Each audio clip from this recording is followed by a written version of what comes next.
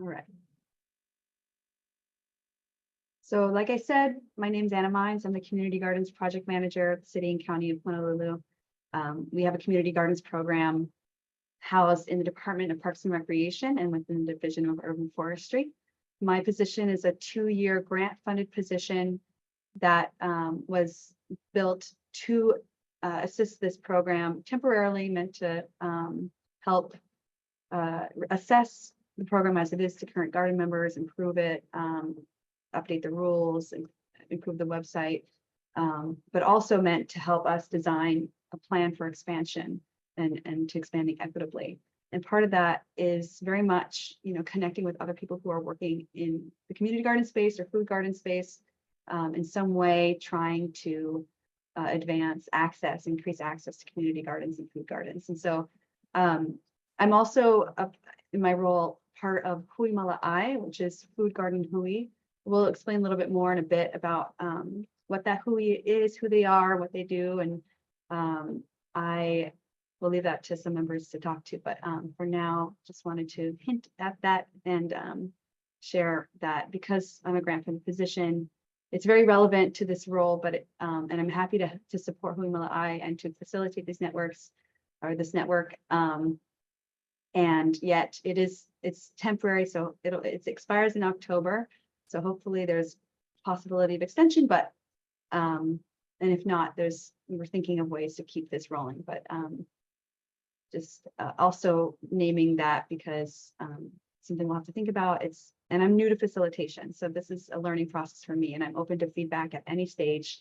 I also will be sending out a survey, an evaluation survey after this meeting is over for your feedback. Okay, so today is very much an introductory call. The intention of this network will be very collaborative, right? It will be discussion and ideating with each other, but today it's a little bit more boom, boom, boom, getting through kind of the origin of this, of Hui Māla, the introduction to that, as well as the origin of the statewide food garden network. We'll start with a little welcome circle. Since we have, how many people now? 23 participants. Probably don't have time to, in this room, have everyone share a little introduction about themselves. So we'll be using the chat for that. But that's okay. We'll have a breakout room later for everyone to speak out loud with each other one-on-one, and then also in future convenings. So we'll do that. We'll introduce Hui Māla, then I'll present and be open to feedback on our shared goals and purpose. I think most of you've seen this document. If not, I'll send it out again. It is really meant to be a working document to be co-created. It's been drafted with support from Hui Māla, but it will shape shift over time. So we'll go through that for about 15 minutes. Then we'll do the breakout rooms, and then we'll close. And I'll introduce the survey. I will also be on here for another 30 minutes afterwards for anyone who wants to just linger for spillover conversation, or what I heard someone talk about recently is spontaneous encounters. I really do like that idea. So you'll have another 30 minutes on the Zoom for that as well, and I'll stop recording at that point if I don't forget. Let's see what else. That's it for the slide. Okay, so please take a minute to change your Zoom name to your name, your organization, and your pronouns. And then we'll use the chat here to answer this question, or 2 questions, whatever calls to you. What is your favorite plant to grow?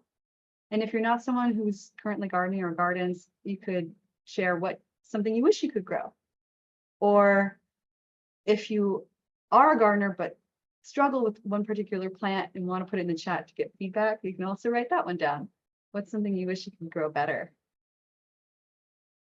So you can also introduce yourself in the chat in addition to answering these questions.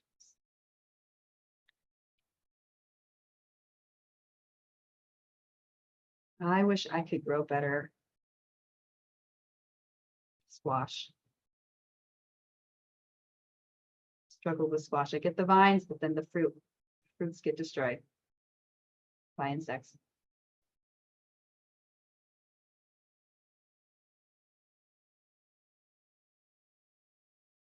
bigger carrots.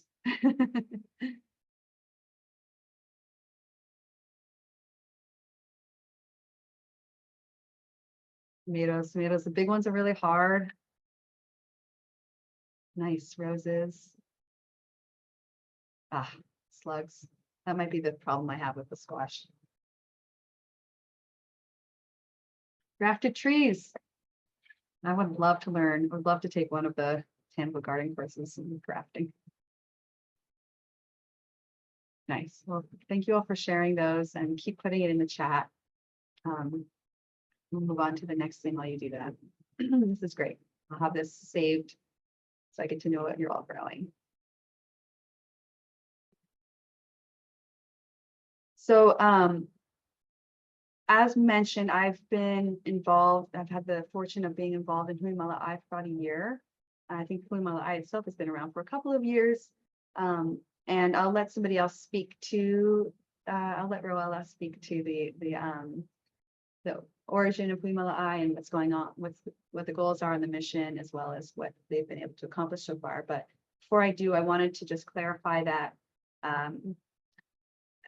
this statewide food garden network is very much linked to Hui Māla. It was born from that group, right? But at this stage, and this could always change, but at this stage, it is this larger statewide network is a sort of separate body, a separate space for people statewide to share their interests or their challenges in creating more access to food gardens, things like that. And who knows someday how they might relate to each other with Hui Māla and statewide food garden network. That's left to be determined, see what emerges naturally. Nevertheless, it's, I think, important to introduce Hui Māla here and the work that they've done. So go ahead, Ro, take it away. I can move through the slides, just let me know. Yeah, thank you. And thanks for helping with the formatting of the slides.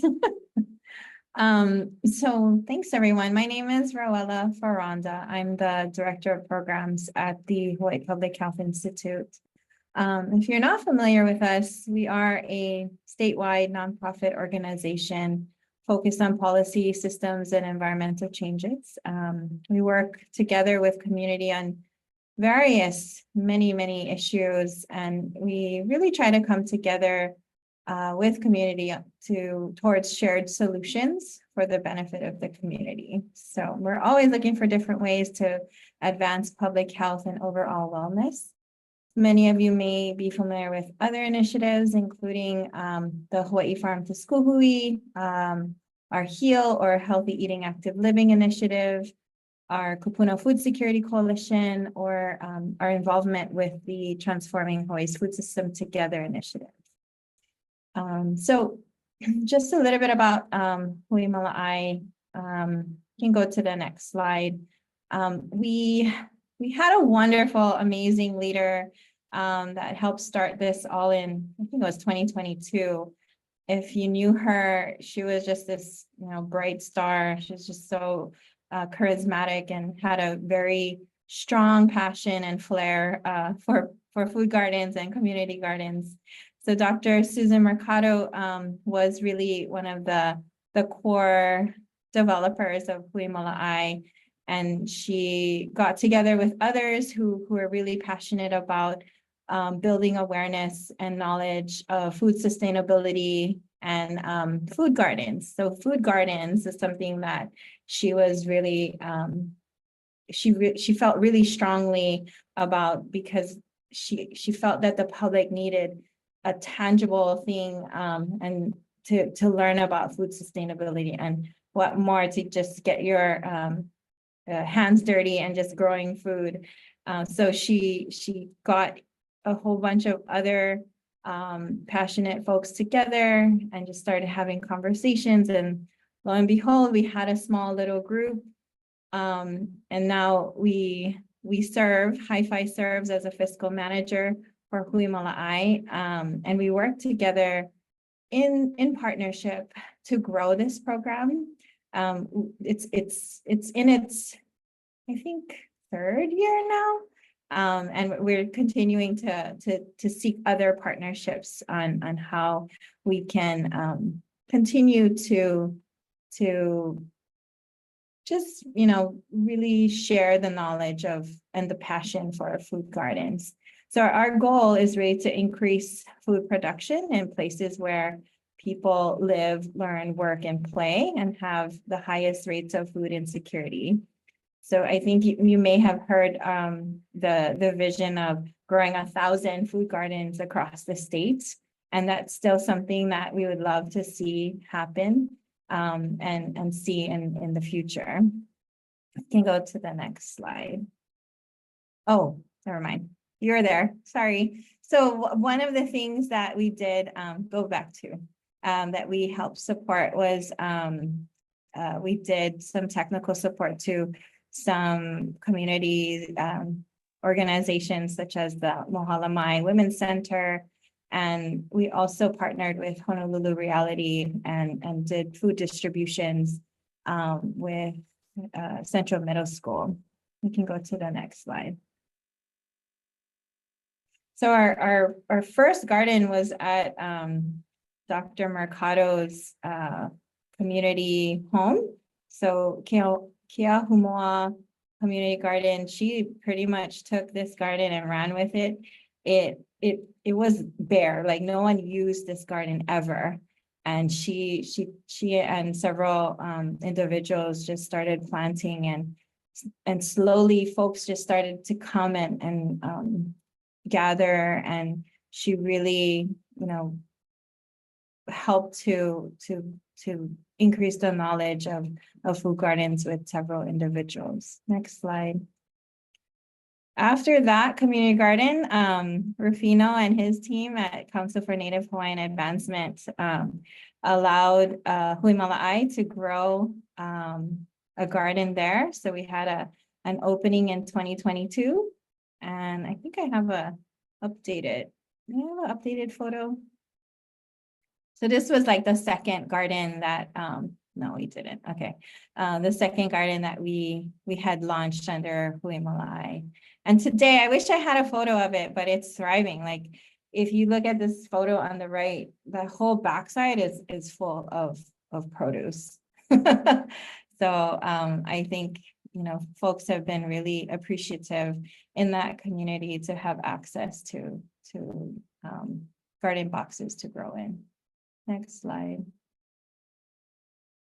And then our next endeavor was with the consulate for the Philippine consulate on Pali Highway. We, in partnership with a new partner, Mountain View Farms, we worked with Dr. David Wong in Waianae, and we were able to donate some pharmacy boxes at the Philippine consulate in October. We're hoping to continue this partnership, and our next installation with the pharmacy boxes will be in Lahaina Luna High School later on this month. So I think there's really, it's evident of the interest in growing food and having these types of tangible practices that we can just share easily with the community. There's others who are on the call that have been involved with Hui Māla. So I'd love to open the floor to them if they'd like to share a little bit about their experience with Hui Māla as well. Or not. Earl said everything. Thank you, Earl. Okay. I'll add something real quickly, Ron. Can you guys hear me? Yes.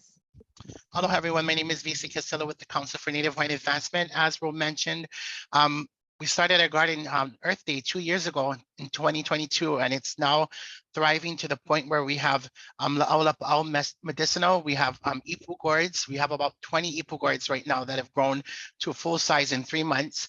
And we often have different staff pick from the garden and cook for us, our employees to eat.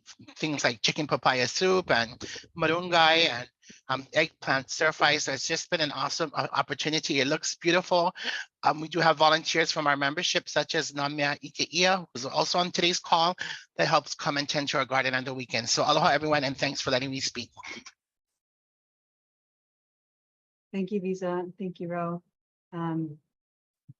Yeah, Hui Māla has been some really very interesting and important tangible outcomes from being this coalition, this collective, body of basically people volunteering outside of their organization to come together and make more food gardens available to people. And the funding, the resourcing, the food distribution, that's all really important. There's also this piece that we recognize is hard to resource for, which is the long-term management of gardens. And it's part of that really inspired this larger statewide network, because the more people involved who are working towards a similar goal, the more alignment we can have and what resources we might be able to offer and what resources we're in search of. So I just created this very simplistic blob, amorphous blob of the network, which I hope kind of indicates that this is really open to everybody. It's not a fixed shape. It is meant to be changing over time. It's an open invite. So also, like I've mentioned in the email, you're free to invite those who you think would gain something from this network. And then, of course, it's kind of connected with this core group, this food garden, where Hui Māla. And okay, so there's a lot of folks in here who either work directly in food systems, maybe even in ag systems, who work in public health, who work maybe in ecological restoration, watershed management, things like that. And you're all been invited, nevertheless, because there's an intersection, right? There's this food gardens as an intersection of many different systems. So I'm going to open this link and just show you how my brain works when trying to understand the relationship between these systems and why food gardens are in this particular conversation at the center. So let's see if I know how to make Prezi go. No, wait. Hide floating meeting controls. So I can see what I'm doing.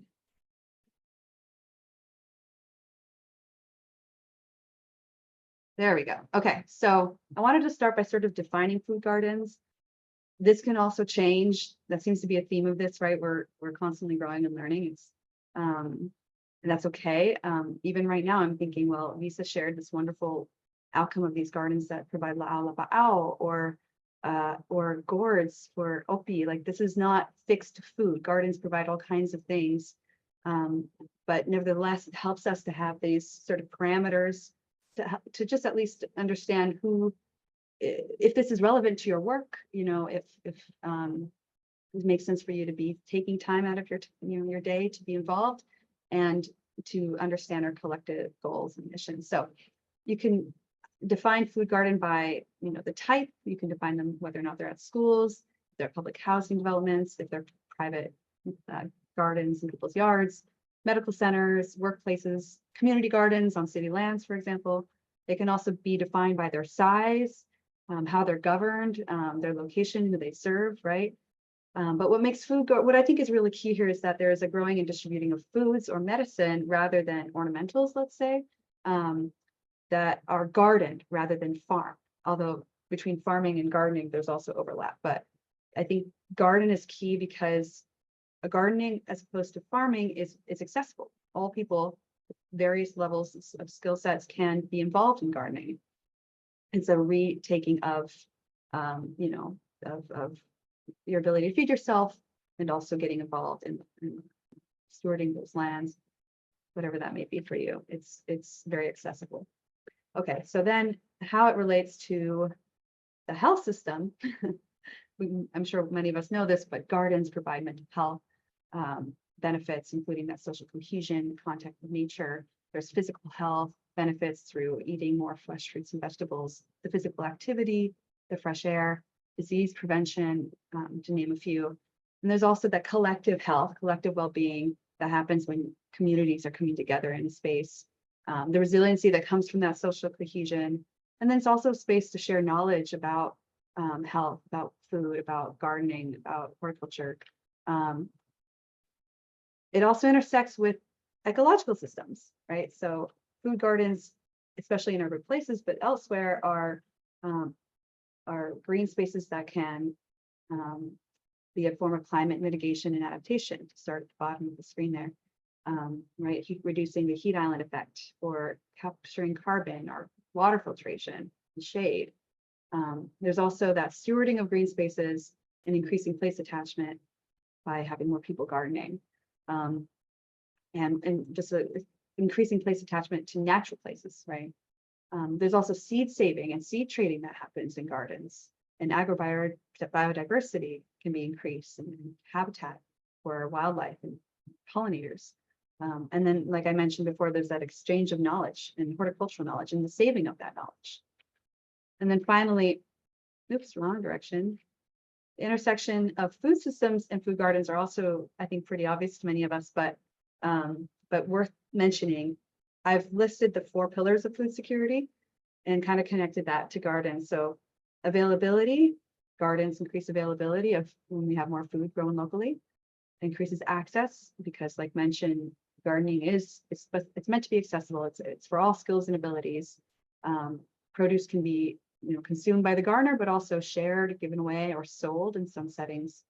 There's that stability, right? So when we diversify our food systems, having gardens as just another way, just a micro scale of food production, is ultimately increasing to resiliency. And then utility, which is how are we eating those foods? Besides just growing them, are they actually changing our diets? Are they actually helping our health and well-being? Well, gardens are places where people can grow what's relevant to them, for their family or their culture. They're also, through all the physical and health benefits that come from being in a garden, that aligns with better intake of nutrition. Yeah, just, I mean, I'm not an expert on utility, but maybe someone can explain that better, but that's the gist of it. Okay. Going to stop sharing for a second. We're going into the next.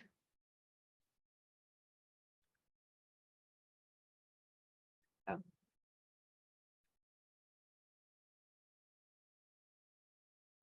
Okay.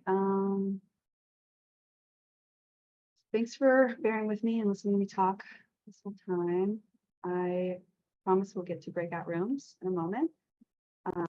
But before we do, wanted to discuss this purpose and proposed structure for this network that was drafted with Hui Māla, and also some of your feedback too, for those who had a chance to send me feedback. Big thank you, mahalo, to those in Hui Māla and those who sent me feedback via email for how we might restructure this. For example, food sovereignty was left out, and I think that's something that we need to name in this, maybe even land back, which we can discuss. So I will open that document in a moment and we can walk through it together. Oh, Julia said you can't see my slides. Is that true? Yeah, hi Anna. We can see like your the presenter notes, but not the actual slide. Oh, weird. Let me try that again. Was that true the whole time or just this time? Just right now. Phew, because I wouldn't want you to see this notes. Just kidding. Thank you for bringing that to my attention. Is that better now? Awesome. Okay. So we'll look at that and we'll walk through it together. And what time is it? 2:30? Yeah. And real quick, I also wanted to just share that as I'm learning how to facilitate, there's a couple of books that are really helping me along, which one is Emergent Strategy by Adrienne Marie Brown. It's a very poetic, it's a beautiful way of thinking about systems transformation. Yes, great book. And then I'm also reading Impact Networks by David Ehrlichman.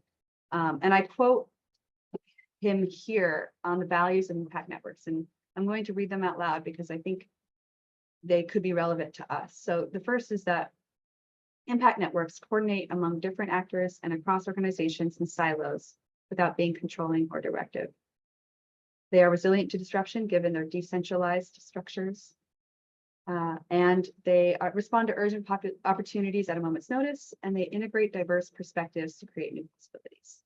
These are values that we may explore and maybe build, as well as they might be aspirational, but we can still worth naming them to start at the stage. I see that there's, yes, I can put that in the chat, and I can actually, I'll do it in a follow-up email. Make a note to do that. Kate, can you write that down for me and remind me? Thank you. Okay. So opening the document, I'll also put it in the chat if you prefer to follow along in here. See a few people in there already. I won't read it through the whole thing, but I did want to explain how it's written out, and maybe seeing my intention will help you all. Seeing our intention, because this was drafted together with Hui Māla, will help with the revision process. So I will say that the goal is to improve public health by increasing access to gardening opportunities for people in Hawaii, and to support food gardens that play a critical role in promoting health equity and addressing food insecurity. So the food piece is very is highlighted. The fact that it's about health and public health and health equity are highlighted. Then we discussed the challenge. Why would we even want to have a network? And networks are supposed to be really good at responding to complex issues. And why are food gardens a complex issue? Well, it's more that increasing equitable access to long-term, thriving food gardens is the issue. It's not the easiest thing. Creating a food garden in a garden can happen, but to see these actual benefits occur requires some more collaborative and strategic efforts. And this is why a monthly food garden call could help. It's meant to foster collaboration and collective action. And I'll just define collective impact here: a network of community members, organizations, and institutions who advance equity by learning together, aligning and integrating their actions to achieve population and systems level change. So again, that equity piece is key. The network is really a space, a networking space. The call is a space. It's a room, a virtual room, maybe in person someday, to share projects, to share ideas, to share challenges and our learnings, to matchmake all of these different actors in what they're searching for and what they can provide, so that we can increase, to move towards our goals. And it's also a space for Hui Māla to continue sharing progress updates and achieving their mission, and receive input too. And then I have a section on why food gardens, and specifically why a network focusing on food gardens rather than the foods, foods. There's plenty of amazing networks out there working in farm to school, or school gardens, or transforming Hawaii's food system together. I think there's tons of networks out there, and I'll link that actually with another document that I would love folks to add to as they come across relevant networks. There's plenty out there, but having one that's specific to food gardens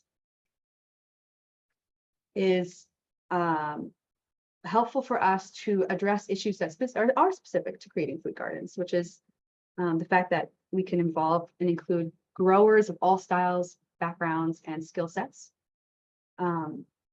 We could, think about how gardens fit smaller scale niches rather than the larger scale food production might not. The designing of policy recommendations are unique or different for food gardens than they would be for agriculture, let's say, for example. There's a lot of volunteer work that happens in food garden spaces, and that's the harnessing of volunteer power can happen in a network. And then shaping, and if you want to follow my cursor, I'm down here.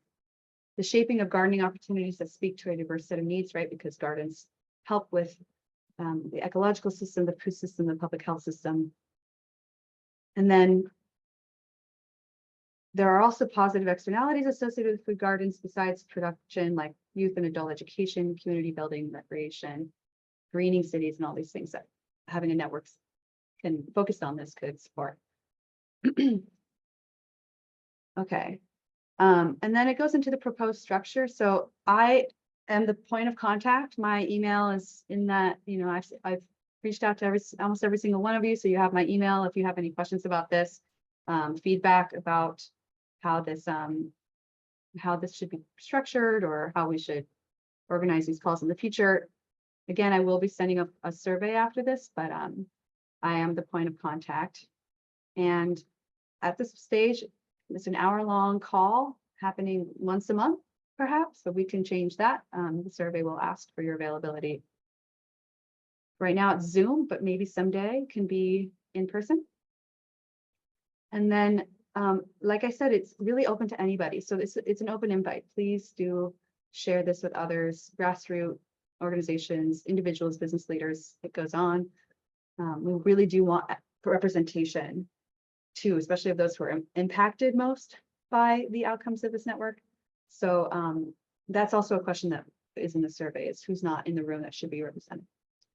And there will also eventually be subject areas that we might have more specific interest in, like maybe you're specialized in accessible gardens, in sensory gardens. Maybe you're specialized in gardening for public health developments. Maybe you're interested, or sorry, public housing developments. Maybe you're interested in the horticulture piece or soil health and increased nutrition. So that will be in the survey as well. And then that's the gist of the working doc. I'll take, I don't know, a few minutes if anyone has something they'd love to bring up right now about this this purpose and proposed structure.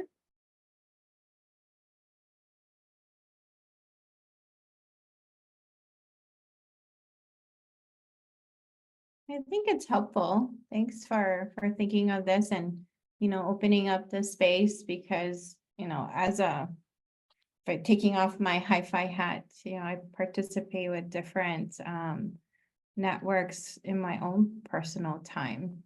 So it's a great way to, ask questions about different projects that have not started. And if there's an idea we can bounce off of someone, it's always at least helpful to me. So I'm glad, this is something that we have an opportunity to participate in together. So mahalo again, Anna, for facilitating this and for bringing Hui Māla to become a statewide initiative. Here at CNHA, we started this because growing food is not on the minds of young kids anymore. Getting your hands dirty is not part of what they learn at home or at school. And with 90% of the food we eat coming from outside Hawaii, Dr. Mercado wanted to make sure that our kids remembered, hey, you guys come from farmers. A lot of the people who have made Hawaii home, myself, my family from Maui, who were plantation family member, gardening and farming was their life. And my generation and my mom's generation, we forgot about it, and it sucks because I go to Costco for my food and vegetables instead of growing it at home. I'm a product of colonialism, if you will. So I want to change that for my two kids and for their futures. And so that's why this big push to grow food anywhere, public, private partnerships. I mean, if your place of work has a 4x4 space, you can grow food for your organization. And we've seen that through these pharmacy boxes. We've seen that from our food garden here and the different gardens that we've gone to across the state. So, if you have a garden and you want to be a part of this 1,000 food garden count, please let us know, because we want to make sure that we can grow the capacity. Again, we need to grow farmers too.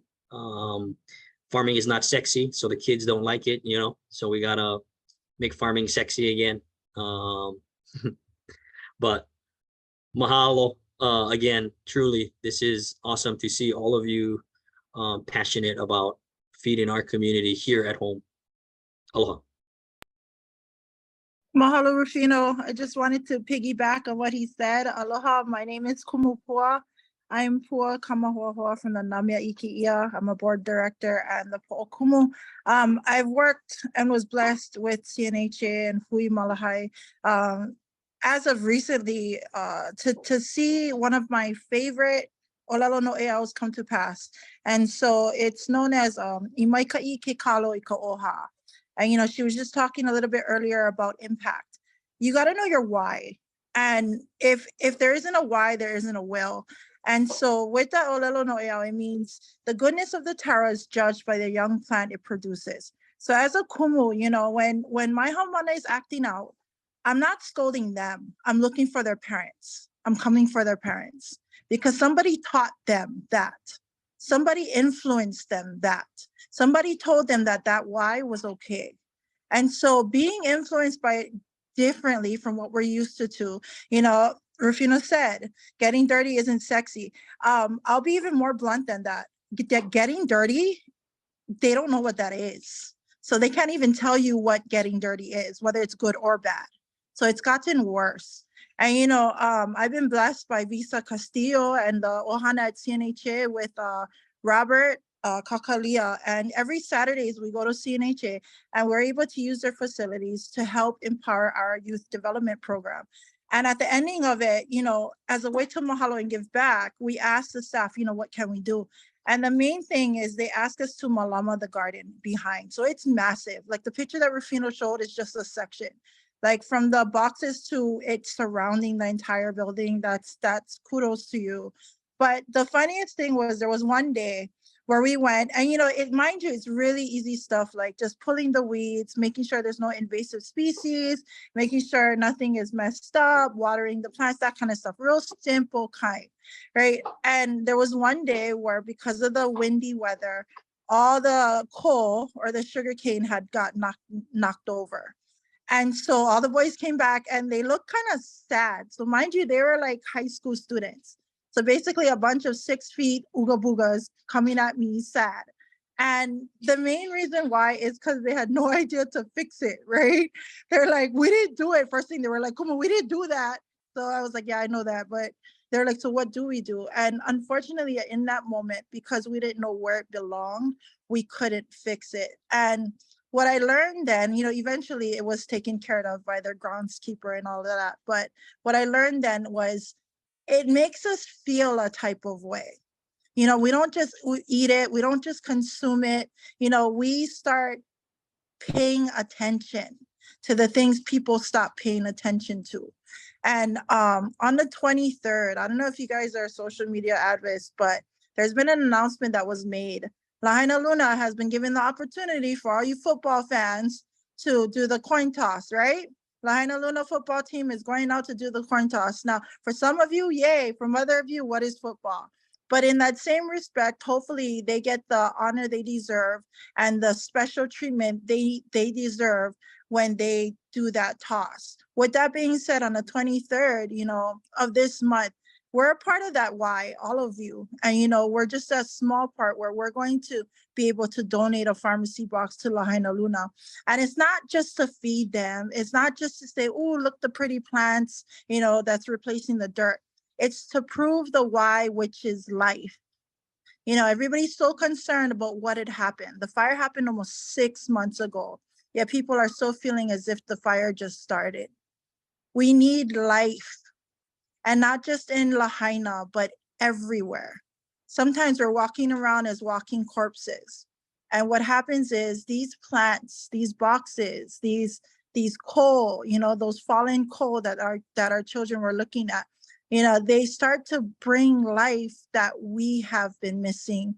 And it's sad because a lot of your ancestors, your kupuna, made that their lifestyle for generations.